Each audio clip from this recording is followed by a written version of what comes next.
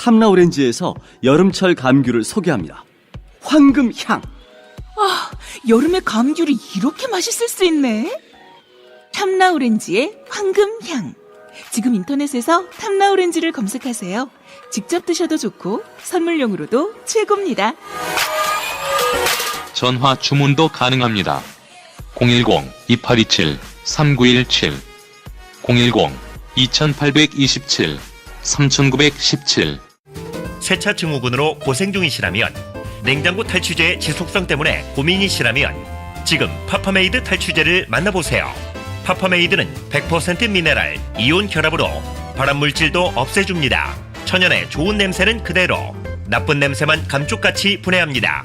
냉장고 탈취도 강력합니다. 탈취 지속성이요, 광고 심의 때문에 자세한 말씀은 못 드리지만 냉장고 수명과 경쟁할 정도죠. 네이버에서 파파메이드를 검색해보세요.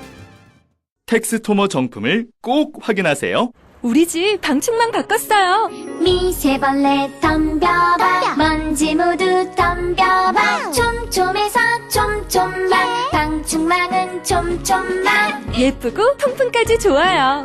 방충망은 촘촘만. 주식회사 텍스토머. 텍스토머의 이동식 촘촘망 더블랙이 새로 나왔대요. 미세벌레 덤벼봐, 먼지 모두 덤벼봐. 촘촘해서 촘촘만. 이동식 촘촘망 더 블랙. 떼었다 붙였다 청소도 간편. 이사 갈 때 떼어갈 수도 있으니까. 방충망은 촘촘만. 주식회사 텍스토머.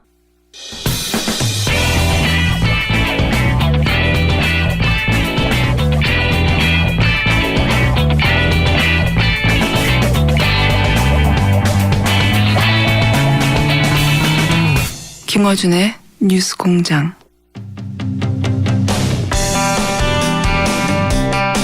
북한이 어제 6차 핵실험을 했습니다. 이 문제 어떻게 풀어야 하는지 정세현 전 통일부 장관 연결됐습니다. 안녕하세요, 장관님. 예, 안녕하세요. 네. 네. 사안이 위급하다 보니까 까칠하신 분인데 이렇게 긴급한 저희 인터뷰 요청에 응해주셔서 예. 저렇게 예. 긴급하게 인터뷰 요청하면 잘 안 응하시는데 예, 감사합니다. 자, 네, 지금 위급하니까. 예. 네. 북한이 이제 6차 실험을 했는데 작년에도 2번 하긴 했습니다만 이번에는 이제 수소폭탄이라고 주장하는데 북한은 왜 이 상황에서 이런 실험을 하는 걸까요? 금년 1월 1일 신년사에서 김정은 북한 국무위원장이 금년 중으로 수소탄을 완성하겠다고 얘기를 했었어요. 예. 근데 이제 이번 거는 완전한 수소탄 실험은 아닌 것 같습니다. 왜냐하면 이제 수소탄으로 넘어가기 위한 저희 융합 실험에 성공한 것 같아요. 예. 분열시키다가 이제 융합을 하면 그만큼 폭발력이 커진다는 거 아닙니까? 그냥 원자탄보다 훨씬 더 무섭다는 건데, 근데 이제 작년 1월달하고 9월달 실험이 4차, 5차가 수소탄 전 단계인 증폭 핵분열탄 시험이라고 북한이 얘기를 했었어요. 네. 그보다 한 단계 진전된 실험이라고 보고, 그러나 아직 수소탄 그 자체를 개발한 건 아닌 것 같다. 이게 직전이라고 봐야죠. 그렇기 때문에 금년 1월 1일 날 신년사에서 했던 말도 있고, 그래서 금년 중에 완성된 수소탄 실험을 또 한번 하지 않겠는가. 걱정입니다. 목적이 뭘까요? 목적이요? 네, 북한에. 이제 수소탄이라는 게 원자탄보다 훨씬 위력이 큰 거기 때문에, 네.殺傷力이 크기 때문에, 그런 핵폭탄을 가지고 있으면 미국이 북한을 핵보유국으로 인정하지 않을 수 없다는 계산을 북한은 할 거예요. 예. 북한의 계산입니다. 핵보유국으로 인정받고 싶다는 거죠. 그리고 그런 조건에서 미국과 1대1로 수교하고 평화협정 체결하는 그런 상황을 연출하면 국제적으로 지위가 올라가지만 우선 대내적으로 김정은의 통치력이 굉장히 높이 평가를 받는 그런 효과가 있습니다. 국내 정치적으로. 네. 이 사람이 이제 어린 나이라고 지금 밖에서 자꾸 얕잡아 보는 것이 오히려 북한으로 하여금 이런 과감한 짓을 하게 만드는 그런 측면도 있죠. 그러니까 국계적으로 무시당하지 않으려는 노력이다. 그렇죠. 그러면서 이제 미국과 쉬운 말로 미국과 애들 말로 맞짱 뜨는 모양새를 보여주면 누가 함부로 우리를 무시할 수 있으며 국내적으로 자기네들 국내적으로 김정은의 위상은 훨씬 더 올라갈 수밖에 없다 하는 그런 계산이죠. 그리고 또 미국한테는 뭐 1대1로 상대하기 위해서 테이블로 나와라 이런 얘기도 하겠죠. 그렇죠. 1대1로 하자는 거예요. 1대1로 하자는 거예요. 미국과 1대1로 회담을 하겠다는 겁니다. 이제 여기에 대해서 뭐 이제 그런 분석은 여러 차례 해 주셨는데 여기에 대해서 이제 트럼프 대통령은 물론 트위터입니다. 뭐 공식 성명은 아니고 이분은 즉흥적으로 트위터를 하도 많이 써가지고 미국 내에서 비판이 많은데 트위터를 통해서 유화책이 통하지 않는다 한국 정부에 이런 말을 했습니다. 여기에 대해서 이제 국내 또 보수 언론들은 미국의 군사적 옵션에 대한 얘기도 많이 하고 있어요. 미국의 군사적 옵션이 현실화될 가능성이 있다고 보십니까? 없죠. 없어요, 그건. 모든 옵션은 테이블에 올라와 있다는 얘기를 지금 한두 번 했습니까? 그런데 그런 얘기가 나오고 나면은 바로 미국 내에서 이른바 군사 전문가들까지도 실질적으로는 군사 옵션은 쓰지 못하는 거 아니냐. 그런 얘기 많이 나왔죠. 3차 대전.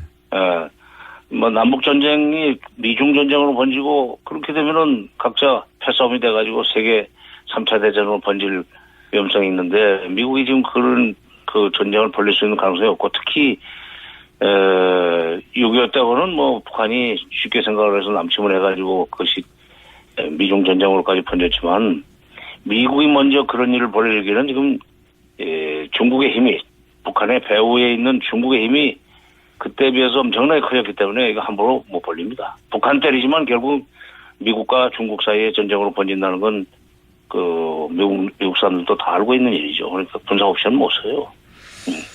뭐 근데 국내 언론에서는 사실 이 대북 군사 옵션 관련해서는 굉장히 크게 보도하고 있어요. 이 부분은 어떻게 보십니까? 참 무책임한 사람들이에요. 그러니까 무책임하죠. 미국이 군사 옵션을 쓰면 제일 먼저 타격을 받을 그 위치에 있는 언론사들이 어디입니까? 시내에 있잖아요. 서울 시내. 예, 서울 시내에 있습니다. 자기들 죽을 줄 모르고 왜 그래? 참네. 그리고 무슨 그렇게 겁을 줬으면 좋겠다는 생각까지는 이해를 합니다. 군사 옵션을 쓸 것 같이 겁을 줘서 북한의 태도 변화를 유도했으면 좋겠다는 생각까지는 이해를 해요. 그러나 실제로 써버리면 이거는 한반도는 그동안에 북한은 뭐 크게 일종의 저개발 국가이기 때문에 서려할 것이 없지만 우리는 지금 세계 11대 경제대국인데 이거 다 날아갑니다. 그렇게까지 해서 북한의 핵을 완전히 제로로 만들겠다고 하는 것이 너무 좀 무책임하죠. 여기 지금 수백만 죽는 건데 자기는 안 죽을 줄 알고 그런 얘기합니까? 자기들도 뭐 제가 보기에는 전쟁이 안 날 거라고 생각하니까 그런 말을 하는 것 같기도 합니다. 예. 다만 그렇게 긴장을 만들어내는 것이 자신들의 정치적 이익에 부합되니까 긴장을 만드는 게 아닌가. 뭐 이런 저는 이런 생각을 합니다. 정치적 이익을 위해서 그러는 건데 그래도 국민들이 불안해하잖아요. 자기네들의 사사로운 정치적 이익을 위해서는 국민들이 불안해서라도 좋다는 얘기예요. 또 언론이 헐짓입니까 그게? 네, 저한테 화를 내지 마시고요. 예. 알겠습니다. 상황 인식은 알겠고요. 장관님의. 근데 이제 여기에 대해서 그럼 과연 우리 정부는 어떻게 할 것인가. 이게 이제 옵션이 많지 않습니다. 실제. 우리 정부가 이제 북한은 이렇게 강경 일변도로 가고 트럼프 대통령 왔다 갔다 하고 그리고 뭐 보수 정당과 보수 매체는 뭐 전쟁 얘기를 계속 하는데 우리 정부는 지금 어떻게 해야 됩니까? 지금 당장 무슨 남북 대화를 하자고 나설 수는 없어요. 네. 뭐 트럼프도 북한은 대화로 안 통하는 상대다. 뭐 그러면서도 모든 옵션은 테이블에 올라 있다는 얘기까지만 하지 군사적 옵션을 쓰겠다는 얘기까지는 또 안 합니다.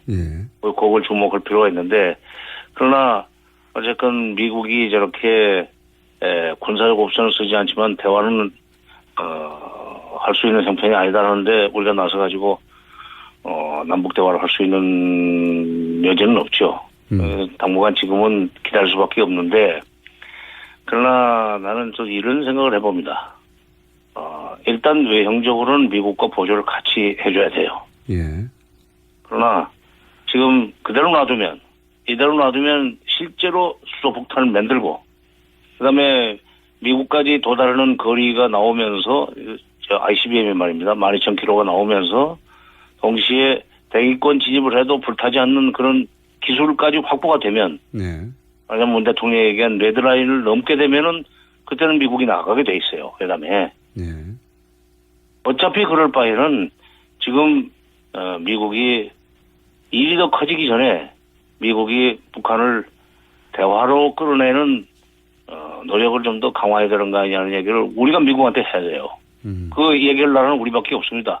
중국이 하겠습니까? 일본이 하겠습니까? 일본은 오히려 미국을 더 부추길 텐데 트럼프를. 아베는 트럼프의 그 과격한 또는 돌발적이고 충동적인 그런 성격을 이용해서 자기네 자유대회 해외 출병을 지금 실현시키려고 그러는 그런 목적을 가지고 있는 사람 아니에요. 그러니까 그건 일본은 그러지도 않을 거예요. 러시아도 할 수 없고. 그러나 우리는 우리 문제이기 때문에 최대 피해자가 우리이기 때문에 미국한테 정말 간청을 해서 어차피 당신네 지금 미국 북한이 레드라인을 넘으면 당신네가 협상으로 갈 걸 우리는 뻔히 안다. 과거에도 그랬고 그 방법밖에 없잖아. 군사력 없으면 못 쓰게 돼 있지 않느냐. 그럴 바에는 북한과 대화 가능성을 열어놓는 그런 제스처를 좀 더 적극적으로 쓸 필요가 있다. 그동안에 진행됐던 미국 간의 물밑 접촉 이걸 적극적으로 활용해서 북한이 미국 협상에 곧 열릴 거라는 희망을 갖도록 좀 해주라 하는 얘기를 우리가 해야 됩니다. 그래야 우리가 살죠. 네. 북한이 결국 원하는 건 자신들의 체제 보장 아니겠습니까, 결국은. 예. 체제 보장이죠. 체제 보장이라는 게 이제 제도적으로는 미국 수교고 그다음에 평화 협정이죠. 체제 보장은. 네. 그걸 이제 해달라는 건데 이걸 지금 이렇게 계속 미사일 발사하고 핵실험하고 하는 것은 겁나면은 우리 여기 1대1로 협상해서 그거 약속하라는 거거든요. 그러니까 그건 어차피 해줄 바에는 지금 일이 더 커지기 전에 지금 초동 단계에서 이걸 막자 하는 얘기를 우리가 미국한테 해야 된다는 얘기죠. 대한민국 정부가 지금 그거 안 하면은 직무유기입니다. 알겠습니다. 한마디로 말해서 한미 동맹을 이용해서 거꾸로 미국으로 하여금 협상 테이블에 앉도록 압박하는 것이 한국 정부가 할 일이다. 그렇죠. 예, 그런 말씀이신데 그러면 이제 미국 정부가 지금 트럼프 정부 모르겠습니다. 오바마 정부 때였다면 그게 조금 더 쉬웠을지 모르겠는데 지금 그때는 근데 이제 이명박 박근혜 한국에서는 정부였기 때문에 그럴 생각 자체가 없었고 이제는 대화 의지를 가진 문재인 정부인데 이제 하필 미국 대통령이 트럼프라서 과연 미국 정부가 대화에 쉽게 나서겠는가. 물론 물밑에서는 계속 접촉하고 있다고 하긴 하는데 어떻게 해야지 이게 가능할까요? 근데 이제 트럼프 대통령은 뭐 오전은 말 다르고 오후는 말 다르잖아요. 지난번에 화염과 분노 얘기를 쏟아내놓고 오후에는 또 나만큼 평화적인 해결을 좋아하는 사람은 없다고 또 그러지 않았어요? 예. 그런가 하면은 22일 날은 김정은이 미국을 존중하기 시작했다. 뭐 좋은 일이 있을 것 같다 하는 얘기도 했고. 예. 근데 지금 미국의 국무장관하고 국방장관 한결같이 그 문제는 외교적 해법으로 풀어야 된다는 얘기를 계속 해왔습니다. 그렇죠. 트럼프 대통령이 아무리 강성 발언을 해도 항상 외교적인 이야기를 해왔죠. 그렇죠. 실제로 국무장관과 국방장관이 그런 얘기를 한다는 것이 우리한테는 희망이에요. 그러니까 그런 그 국무부 라인과 그 국무장관 그리고 국방장관을 상대로 해서 우리가 적극적으로 로비를 벌인다면 결국 그들이 먼저 입장을 정해가지고 대통령을 설득하지 않겠는가. 돌아서 가야죠. 그러니까 보통은 정상회담을 통해서 대통령과 대통령이 직접 그 얘기하는 것이 훨씬 더 빠른데 지금은 트럼프가 워낙에 지금 불가측성이 높고 충동적이기 때문에 무슨 일이 벌일지 모르기 때문에 그걸 통제할 수 있는 위치에 있는 국무장관과 국방장관 이런 쪽으로 우리가 접근을 해서 결국 대화적으로 어차피 갈 거라면 지금 가자. 한시라도 빨리 가자 하는 얘기를 하면 할 수 있고 그게 우리로서는 도리라고 생각합니다. 그러니까 성과를 빠른 시간 내에 성과를 못 내더라도 그 얘기를 시작을 해야 돼요. 그래야 미국도 나중에는 우리 핑계를 대고라도 북한도로 너희 이러지 말고 회담에 나와. 그리고 너희들이 요구하는 거 우리가 들어줄 수가 있어. 이런 조건만 갖추고 기초적인 조건만 갖추고 나오면은 뭐 평화협정도 얘기할 수 있고 그다음에 무슨 다른 북측의 요구를 또 들어줄 수도 있다. 협상해보자. 이렇게 메시지를 보내도록 자꾸 촉구를 해야 됩니다. 알겠습니다. 대통령이 워낙 왔다 갔다 하니까 외교 국방 라인은 근데 일관되게 이제 외교 저기 해법을 얘기하고 있으니 외교 국방 라인으로 대통령을 좀 압박하자. 미국 대통령. 설득해서 압박이라기보다는 뭐 압박이 되겠습니까? 그러니까 설득을 해서 알겠습니다. 그들이 트럼프 대통령을 설득하도록 이렇게 좀 쓰리쿠션으로 들어갑시다. 쓰리쿠션으로. 알겠습니다. 미국은 또 중국이 이 문제를 풀 수 있을 거라고 생각하고 중국에 대한 압박도 계속하고 있는데 네. 중국이 북핵 문제를 사실은 풀어본 적이 없는 것 같은데 계속 중국에 대한 기대를 계속하고 있습니다. 이 중국이 북핵 문제를 해결할 수 있는 주체가 됩니까? 어떻게 보십니까? 미국이 그 중국에 대해서 자꾸 책임을 넘기려고 그러는 그런 경향이 있잖아요. 중국 역할로. 중국 책임론. 그리고 중국이 제재 적극 동참하면 북한은 회담장에 굴복할 것이다 하는 그런 착각을 하는데 그게 틀렸다는 메시지가 바로 9월 3일 날 이번 9월 3일 날 북한이 육체 핵실험을 한 배경이 됩니다. 뭐냐면 9월 3일이면 중국에서 어딥니까? 중국에서 지금 브릭스 회의, 그러니까 브라질, 러시아, 네네. 인도, 차이나, 중국, 그다음에 사우스 아프리카, 소위 브릭스 회의가 열리는 그런 나라 아니에요? 이게 덩치들이 굉장히 큰 나라들이죠, 지금. 그렇죠. 예. 그러니까 뭐 경제적으로는 그렇게 부자가 아니지만 덩치가 굉장히 크고 그래서 일종의 군사 대국들이 모인 그 회의인데 군사 대국들이 모인 회의에서 그날 북한이 핵실험을 했다는 얘기는 중국의 명절날 이거 일을 저질렀다는 얘기고 중국의 명절날 일을 저지른다는 얘기는 우리 중국만 안 듣는다는 메시지예요. 그러니까 자꾸 미국 중국한테 뭐 위탁해가지고 우리를 회담으로 끌어내라? 너희들이 직접 나와. 그 소용없어. 그 얘기예요. 9월 3일날 쏘았다는 날짜를 우리가 좀 그 의미를 새겨야 됩니다. 지난 29일날은 그게 국칠이었어요. 네. 102년 전에? 102년 전에? 105년 전이구나. 100몇 년 전이야. 100여 년 전으로 하죠. 예. 100여 년 전. 나도 가끔 틀려야지. 그러니까, 작년에는 9월 9일에 했죠. 핵실험을 일부러 맞춰서. 자기네 명절날이고. 또, 네. 이번에 또, IRBM 쏜 거는 8월 29일에 했지만 또 7월 4일날 쏘지 않았어요? 예. 7월 4일날은 미국의 독립기념일 아닙니까? 네네. 일부러 맞춰서. 2006년에도 미사일 쏠 때 7월 4일날 쏘았고, 그리고 석 달 후인 10월 9일날, 1차 핵실험을 했는데, 그렇게 자기네 명절, 남의 명절, 뭐 이런 날을 골라가면서 이제 쏘지만, 특히 이번에 9월 3일날 쏜 것은 9월 9일날 쏠 걸로 예상했는데, 9월 9일 3일날로 땡긴 건 중국? 우리 그렇게 중국 무서워하지 않아. 중국한테 뭐 압력 넣어가지고 우리 끌어 나오라고, 우리 그런 거, 안 통해. 하는 메시지로 지금 9월 3일날, 그 핵실험을 했다고 보니까. 그런 의미도 있지 않습니까? 그 문재인 대통령이 러시아 방문하기 직전에 쏘았다. 이것도 같이 포함돼서. 그거는 뭐. 그까지는 아닙니까? 오히려 러시아 대통령은 지금 브릭스에 가기 전에. 예. 북핵 문제는 대화로 풀어야 된다는 얘기를 했고, 그게 CNN이나 NHK 했는데 보도가 되지 않았어요. 네네. 그러니까 이번에 아마 미국과 중국은 만나가지고, 회의는 벌써 아직 안 끝났나요? 미국과 중국은, 좀 유엔 제재 결의안에 뭐 적극적으로 동참하기보다는 대화를 공고하는 쪽으로 방향을 틀지 않겠는가 하는 생각입니다. 지금 둘이서 배짱이 맞아요. 알겠습니다. 러시아하고 중국하고. 예. 오늘은 여기까지 하고요. 이 사안이 어떻게 전개되는지 따라서 또 한번 연결하겠습니다. 오늘 말씀 감사합니다. 예. 네. 지금까지 까칠한 정세현 전 통일부 장관이었습니다. 오빠, 우리 어디 가는 거야? 정수 가지. 와, 우리 말 타러 가는 거야? 그렇게 좋아? 고민하지 말고 장수로 오세요. 온 가족이 즐기는 승마 체험과 국내 최대 규모의 말역사 체험관 등 장수에는 정말 볼 것, 누릴 것들이 넘쳐난답니다. 말의 심장 소리를 직접 느껴보는 장수에서의 하룬 여행. 장수는 항상 가까이 있습니다. 주말 여행은 장수로.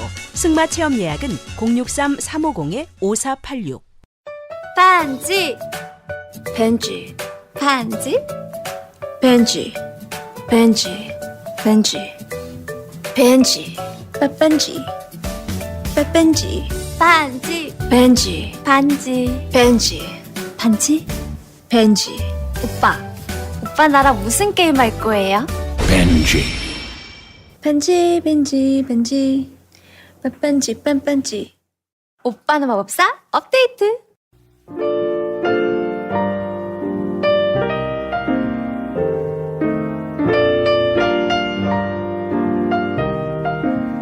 불친절한 AS. 오늘 브리핑에서 이제 준비한 녹취가 안 나와가지고, 예. 그랬더니 문자가 많이 왔습니다. DJ와 PD는 언제 손발이 맞게 될까요?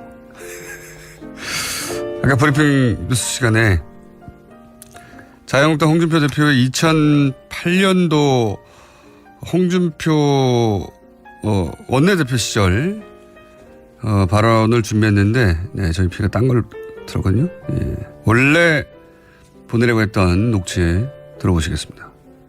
KBS 사장 같은 경우에 소환장을 2-3번 발부했으면 그 다음에 들어가는 절차는 체포영장입니다. 조사를 위해서 체포영장을 발부합니다. 그럼 법에 따라 정해져 있어요. MBC PD 수첩 같은 경우에 자료제출 요구하지 않으면 압수수색영장이 들어갑니다. 공권력을 집행하는 사람들이 눈치를 보면서 공권력 집행을 하지 않고 여론의 눈치 보고 언론사 눈치 보고 방송의 눈치를 보고 무슨 공권력의 집행을 하겠다고 덤비는 것인지 일반 국민들은 그럼 뭐 하려고 조사받으러 나갑니까? 검찰이 나는 뭘 하는 집단인지 모르겠다 이거예요. 네, 10년 전에 본인이 했던 이야기가 어젠가요? 그저께 본인이 했던 이야기를 정확하게 반박하고 있는 겁니다. 자, 그 외에 문자 많이 왔습니다. 정세현 장관이 크게 웃는 건 처음 듣습니다. 저렇게. 그리고 공장장 코엑스에서 봤는데 금요일 날 저수지겜 시사회가 있었거든요. 예. 살이 빠졌어요.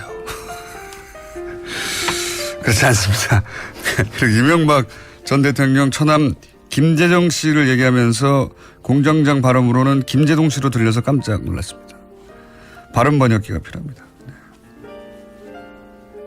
안 고쳐질 겁니다. 아마 제가 오늘 여기까지 하겠습니다.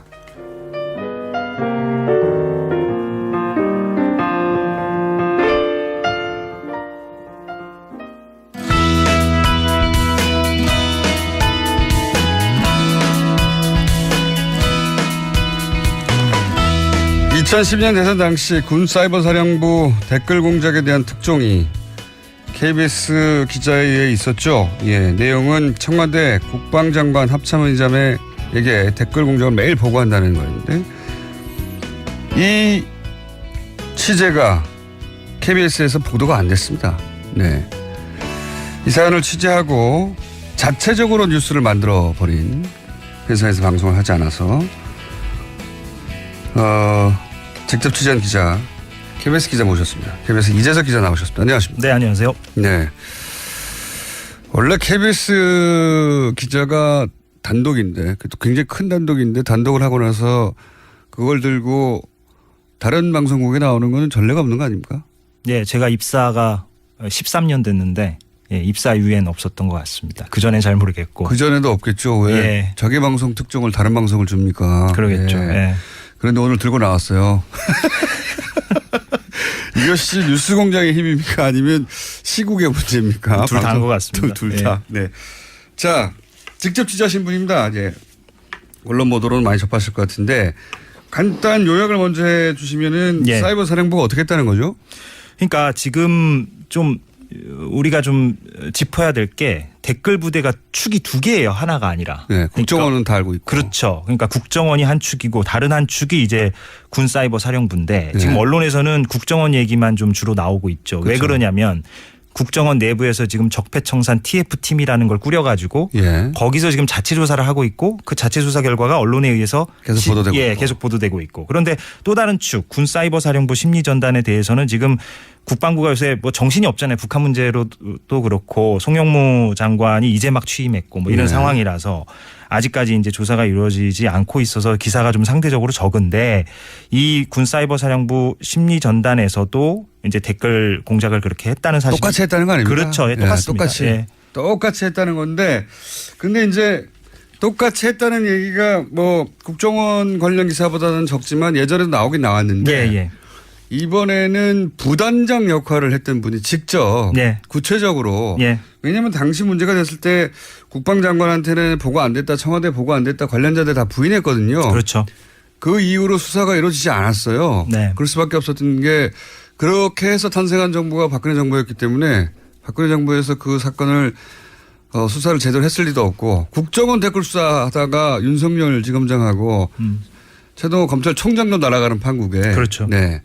군 사이버 사령부 문제는 이렇게 수면 아래로 쭉 가라앉았다가 근데 이제 기자님이 특종을 하신 게 사이버 사령부 부단장을 예. 단장이 주도했다면 부단장도 적지 않게 관여했겠죠. 본인도 처벌을 감수하겠다고 합니다. 네. 예. 그러면서 폭로한 것이 자신이 직접 들고 가서 보고한 적도 있고. 예. 그렇죠.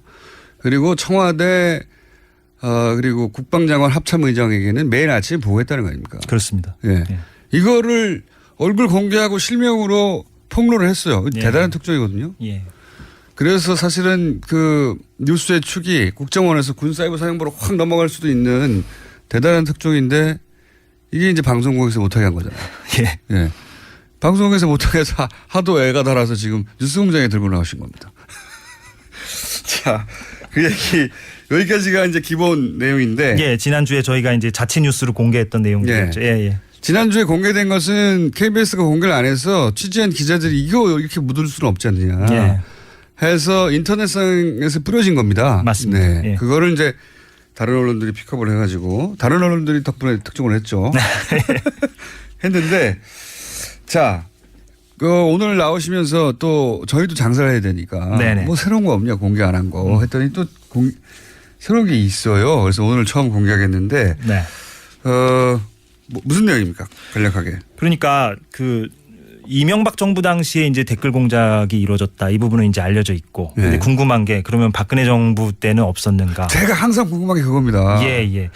그 궁금증을 다는 아니지만 조금이라도 좀 해소할 만한 어떤 하나의 에피소드? 아하. 예, 그런 거를 좀 오늘 가져와 봤거든요. 뉴스공장에서 처음 공개를. 네, 감사합니다.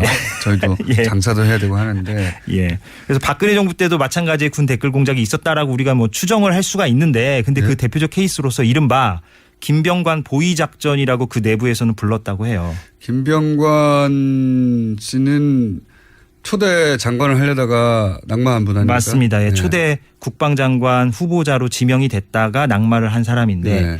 그 사람에 대한 보위 작전 혹은 보호 작전, 보수 작전 뭐 이런 식으로 불렀다고 해요. 정식 명칭은 아니니까 그 사이버 내부에서. 사령부에서 예. 자기들끼리. 예. 그래서 그 작전이 도대체 무엇이었는가? 네. 예. 그것을 오늘 좀 뉴스공장에서 설명을 아하, 해드리려고. 그러니까 예.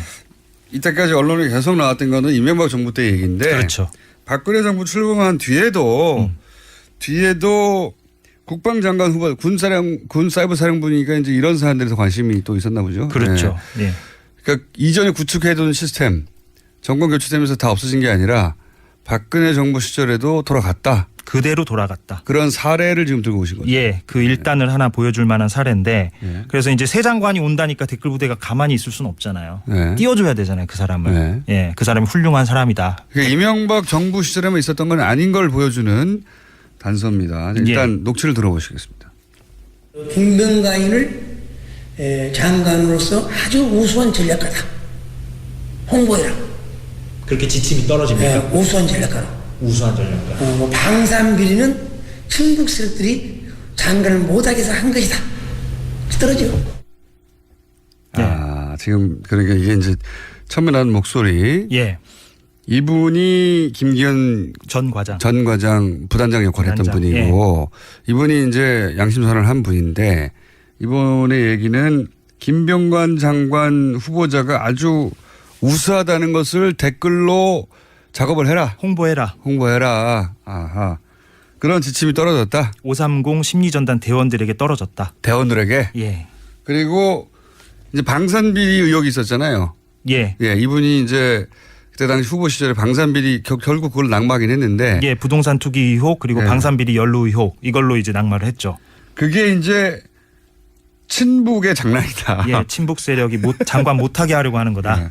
보수 진영은 참 편해요. 뭔가 불량에 나오면 다 북한이 했다고 그러니까 여기서도 역시 친북 세력이 이 사람이 워낙 우수한 전략가라서 장관을 못하게 하려고 방산비리 사실이라는 것을 퍼뜨렸다. 그렇죠. 그렇게 퍼뜨려라. 퍼뜨려라. 하고 지침이 떨어졌다. 네. 이거는 박근혜 정부 시절입니다. 2013년 초죠. 그러니까요. 박근혜 정부 시절이다. 지침이 누구한테 떨어지는 겁니까 이게? 어떤 식으로? 그러니까 이게 어떤 식으로 떨어지냐면 대원들에게 멘트의 샘플이 주어지는 거예요. 말하자면. 이걸 응용해서 그러니까 그 멘트를 그대로 쓰기도 하고 이 멘트를 응용해가지고 대원들이 이제 밤사이에 댓글도 달고 그렇게 하는 거죠. 인터넷 기사 뭐 댓글도 달고 이런 식으로 응용을 해가지고. 그러니까 기본 문구가 떨어지는 거죠. 그렇죠. 그리고 그 응용하기도 하고 그대로 쓰기도 하고. 그렇죠. 그거를 박근혜 정부 시절에 군사이버 사령부가 했다. 새 장관을 띄우려고. 한마디로 했다. 요거 한 번만 했겠냐 이렇게 생각해 볼 수 있는 거죠. 그렇죠. 자, 그러면은 관련해서 또 녹취가 있습니다. 구체적인 상황을 얘기하는. 그래서 이렇게 이제 홍보 댓글을 막 달잖아요. 이제 대원들이. 그렇게 하면 이게 보고한다면서요. 그렇죠. 보고를 해야죠. 이제 댓글을 다는 것만으로 끝내서는 안 되고. 그럼 모르죠. 자기들이 잘했다는 거를. 그렇죠. 그거를 이제 또 우리가 이렇게 했습니다라고 상부에 보고를 해야 되지 않습니까? 그래서 당시에 그 단장하고 사령관이 매일 아침 8시쯤에 그 김병관 씨 당사자에게 이 보고를. 또 당사자한테 보고를 갔다는 그런 내용입니다. 한번 들어보시면 될 것 같습니다. 김병관 보수 작전이라 돼. 뭔 작전 한 장 만들어 가지고 매일 아침 8시에 옥동이하고 이태학도 전용기장 가. 전쟁기념관이요. 그럼 위에 김병관이가 형문회를 준비하기 위해서 전쟁기념관에 4층인가 유치하고 있기 때문에. 아하. 청문회 준비를 위해서 전쟁기념관 4층에 있었는데 국방부 바로 앞에 있으니까요. 거기에 이제 사이버 사령부 단장과 사령관인가요? 옥도경 씨가? 그렇죠. 옥도경 씨가 당시 사령관이고 단장이 이태하 씨였죠. 옥도경 씨 단 한 사람 처벌됐던가요? 아니요. 이태하 씨만 처벌이 됐고 지금 대법원에 가 있고요. 사건이. 옥도경 씨는 처벌을 받지 않았죠. 선고 유예됐습니다. 유예됐군요. 그런데 다 털어줬으니까 그때. 다 털어줬는데 이와간. 그때 당시에 직접 보고서를 들고 자기들이 홍보에서 띄워주고 있는 후보자한테 가서 우리가 이렇게 했다고. 그렇죠. 그러면 애초에 명령을 남사스럽지도 않나? 애초에 명령을 어디서 떨어지는 겁니까? 그러니까 이제 공식적으로 명령은 이제 사령관과 단장이 하는 거죠. 사령관과 건데. 단장이 이제 이러이러하게 댓글 작업을 해라. 이게 날마다. 근데 이제 뭐 이런 뉴스 있었지 않습니까? 이게 국정원 따라하고 사이버 사령부 따로 해가지고는 통합 대응이 안 되니까 뭐 게시판도 나눠야 될 것이고 뭐 어디 포털도 나눠야 될 것이고 영역을 나눠서 그리고 또 여기서는 이 얘기하고 저기서는 저 얘기하면 안 되니까 메시지를 통일시켜야 되고 그래서 아마도 컨트롤 타워. 국정원이 컨트롤 타워를 했을 것이고 거기서 지령이 실제 내려갔을 것이다. 이런 얘기가 있었습니다. 그런 얘기도 있고 청와대가 그 컨트롤 타워 역할을 했을 거라는 의혹도 있죠. 실제 이 김기현 전 과장의 지난 폭로를 보면 날마다 국방비서관실에 보고가 올라갔다는 거니까 청와대 국방비서관실에. 그거는 결과를 보고하는 거니까 지시가 내려온 쪽으로부터 내려온 쪽에 결과를 보고하겠죠 아마도. 그렇게 추정할 수도 있죠. 적어도 사이버 사령부 단독으로 모든 일을 하진 않았고 위에서 이제 지시를 받았는데 이 케이스 같은 경우에는 단장과 사령관이 어쨌든 결과물을 들고 그 결과물이라는 건 이제 특정인을 띄우기 위한 건데 후보 특정인한테 찾아가서 우리가 잘했죠 하고 보고했다. 여론 조작이죠. 아니 여론 조작은 알겠는데 그걸 또 당사자한테 가가지고 보고했다니까 재밌네요. 혹시 김병관 당시 후보를 인터뷰 해보셨습니까? 예, 만났습니다. 지난주 금요일에 저희 취재진이 만나가지고 이런 보고를 받은 적이 있느냐? 예, 그래서 이런 얘기 들은 적 있느냐 했더니 좀 반응이 뜻밖이었어요. 그러니까 자기가 그 당시에는 아니고 훗날에 건너서 간접적으로는 들었다. 그럼 얘기가 다르잖아요. 직접 가가지고 보고했다 그러는데. 예, 직접 가가지고 보고 했는데. 근데 전면 부인은 못하고. 그렇죠. 그러니까 나중에 건너 그런 댓글 작업, 본인을 띄우는 댓글 작업이 있었다는 것을 건너 간접적으로 들었다라고 간접적인 시인은 한 거죠. 간접 시인. 예. 그런 작업이 실제했다는 건 시인했고 그걸 자기한테 와서 보고했다는 얘기는 인정하지 않았군요. 그렇죠. 네. 근데 지금 김기현 당시 사이버사령부 부단장의 주장으로는 아예 정전기념관 4층에 가서 직접 당사자한테 보고를 했다. 그렇죠.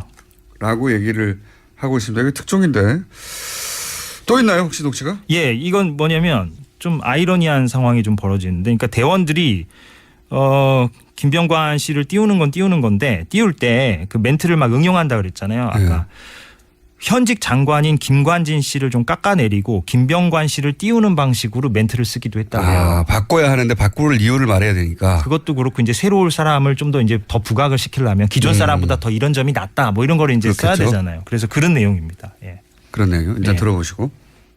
언제도 김관진 좋다고 또 김관진을 깐 놈이 있었을 것 같아. 어떻게? 김관진보다 더 나은 김병관이라면서. 김관진 현 장관보다 김병관 더 전략가다. 그러니까 전임 깎아내리고 예. 새로운 사람을 띄우는 작업을 시작했는데 예. 근데 이게 재밌는 게 낙마하고 김관진 장관이 그대로 유임됐어요. 그렇죠. 예. 그럼 어떻게 합니까? 군 예하부대인데 군 예하부대에서 이제 장관 바뀔 줄 알고 공격했는데 그대로 있잖아요. 그대로 유임된 거죠. 김관진 국방장관이 이전에도 보고 라인이 있었던 사람이니까 사이버 사령부의 댓글 작업을 아는 사람인 거 아닙니까? 그렇죠. 여기 주장 따르면은. 예. 그러면 자기를 공격했다는 걸 자기 예하부대 사령부에서 공격했다는 걸 알 거 아닙니까? 근데 이렇게 구체적인 그런 멘트까지 알았을까는 좀 우리가 좀 한번 생각을 해봐야 되는데 어찌됐건 내부자에 의해서 이렇게 폭로가 된 거니까 본인이 사실 알면 좀 당혹스러울 수도 있겠죠. 김관진 장관은 인정 안 했죠. 저희 연락이 안 됩니다. 지금 저희가 뭐 자택도 찾아가고 뭐 사모님은 좀 저희가 뭐 이렇게 사모님과 알 리가 통화를 없죠. 해봤는데 연락이 지금 안 닿아요. 예. 굉장히 코미디 같은 일이 벌어졌네요. 군 사이버 사령부 내에서도 당황했겠어요. 그렇죠. 그러니까 그 김기현 전 과장 증언에 따르면 그래서 결국에는 그 김병관 씨가 낙마하고 김관진 장관이 유임되는 바람에 댓글 공작했던 대원들이 납작 엎드려서 눈치를 봤다. 뭐 그렇게 얘기를 하더라고요. 예. 실제인지는 모르겠으나 증언은 그렇습니다. 기자님 말이면 저보다 너무 좋다고, 너무 잘생겼을 것 같다고 문자도 오고 그럽니다. 발음만 좋습니다. 자, 이거 왜 특종인데 지금은 그 처음에 그 공개했던 내용 이외에 뉴스 공장도 먹고 살라고 들고 오신 거 아니겠습니까? 그렇습니다. 들고 왔는데 뉴스 공장 평소에 들으시죠? 잘 들으시고요. 정사가 되려면 아직 한참 멀은 것 같으니까 KBS가. 그런데 KBS 보도국의 이제 책임자들이 이걸 막았다고 하는데 왜 막았나요? 간단하게 한마디로 말하면? 간단하게 얘기하면 이게 증언의 개연성은 있어 보인다. 본인들이 볼 때도. 그렇죠. 개연성이 있어 보이죠. 당연히. 그냥 부단장이니까. 그리고 구체성도 있고 일관성도 있고 그런데 그거를 뒷받침할 증거가 있어야 되는 거 아니냐 이런 식으로. 이게 물증이 어디 있다고. 그러니까 정보당국 내부 고발자라는 특수성을 전혀 이해하지 못하고 있는 거죠. 이해를 안 하려고 하는 거겠죠. 안 하려고 하는 걸 수도 있고. 이걸 누가 A4지에 출력해서 들고 있다 가져옵니까? 그걸 갖고 있다가는 뭐 바로 그냥 뭐 압수수색 당하고 뭐 더군다나 수사도 한번 당했던 곳인데 그게 말도 안 되는 이야기인데 그리고 또 있습니까? 이게 뭐 보수 진영에서 반대해서 그랬다는 얘기도 제가 듣긴 했는데. 그러니까 이제 이게 만약에 방송이 나갔을 경우에 자유한국당을 비롯한 보수 진영에서 반대를 하면 KBS가 그 후폭풍에 시달려야 한다. 그래서 이제 뭐 이런 얘기까지 저한테 하더라고요. 그러니까 이 방송이 안 나갔을 때의 후폭풍보다 나갔을 때의 후폭풍이 더 두렵다. 뭐 이런 얘기까지 저한테 하더라고요. 안 나갔을 때의 후폭풍이 어떤 건지를 지금 보여줘야 되겠군요. 그렇죠. 그래서 나오신 거군요. 말도 안 되는 이야기인데 그렇게 따지면은 진보 보수 어느 진영이든 반대하는 거는 KBS가 보도 안 한다는 얘기잖아요. 날씨만 보도합니까? 자, 근데 이런 행태가 KBS에서 오래 되어 왔다면서요? 아, 그렇죠. 그러니까 이게 뭐 사실 어제 오늘 얘기가 아니고 사실 그래서 저희가 파업을 하는 이유도 뭐 그 지난 9년간의 이런 사례들은 뭐 무수히 많았기 때문에 예를 들면은 최근 사례로 뭐 지난해 최순실 게이트 터졌을 때 당시에 네네. 보도국장이 예. 기자협회장이 이제 TF팀을 구성하자 이렇게 제안을 했더니 최순실이 박근혜 대통령 측근이라고 장담할 수 있느냐 증거 가져오란 얘기죠 또. 아, 그걸 알려고 취재를 해야 되는 거죠. 그렇죠. 네. 그런 정황들이 나왔으니까. 그렇죠. 그러니까 참 기가 막힌 발언이고. 이게 사회부 사령부 부단장이 아니라 단장에 나와서 얘기를 해도 보도가 안 됐겠네요. 그런 접근이라면 예. 법원에 판결 들고 나와서 보도해라는 얘기 아니에요, 사실상. 그러니까 사실 법원에서도 그러니까 엄격한 법리를 따지는 법원에서도 뇌물죄, 유무죄 따질 때 발언 가지고만 따지기도 하잖아요. 그러니까 언론에서는 법원보다도 훨씬 더 자유롭게 합리적 의혹 제기를 해야 되는데 거기다 대고 그냥 물증 가져와라 이렇게 나와버리면 할 말이 없게 되는 거죠, 저희가. 보도하지 않겠다는 핑계인데, 네. 그죠? 그렇게 해서 보도가 안 되고 이제 KBS가 망가졌다고 해서 사실은 MBC, KBS 모두 동시 파업하는 거 아니겠습니까? 예, 오늘부터 네. 동시 파업이고 기자들은 이미 뭐 제작 거부에 들어가 있는 상태고, 예, 그렇습니다. 그렇군요. 예. 근데 이제 여기에 대해서 자유한국당 뭐 보수 정당 같은 경우에는 언론 장악 시도라고 라고 주장합니다. 근데 KBS에 직접 다니는 당사자 기자로서는 그런 주장을 들으면 어떻게 생각하십니까? 전혀 동의할 수 없는 게 아까 공장장께서 일부에서 핵심을 말씀하셨어요. 뭐냐면 내부 구성원들의 압도적 다수가 지금 무엇을 주장하는가를 봐야 되는 거죠. 그러니까 여야 간의 공방이 중요한 게 아니라 KBS와 MBC 압도적 다수 평 PD, 평 기자들이 지금 무엇을 주장하고 있는가. 이거를 보면 명확하다고 말씀을 드리죠. 정현주 사장 쫓겨날 때는 어땠습니까? 그러니까 그때는 반대였잖아요. 그때는 정현주 사장이 이렇게 쫓겨나면 안 된다. 이렇게 주장하는 게 평 기자, 평 PD들의 다수 의견이었고 압도적 의견이었는데 지금은 정반대로 고대영 사장 빨리 나가야 된다는 거 아닙니까? 예. MBC도 마찬가지고. 그렇죠. MBC 김장현 사장도 마찬가지고. 그래서 총파업을 하는 것이 언제까지 합니까? 나갈 때까지 해야죠. 그들이. 예. 이번엔 마지막이라고 생각하시는군요. 예. 자, KBS 이재석 기자였습니다. 감사합니다. 네, 고맙습니다. 내일 뵙겠습니다. 안녕.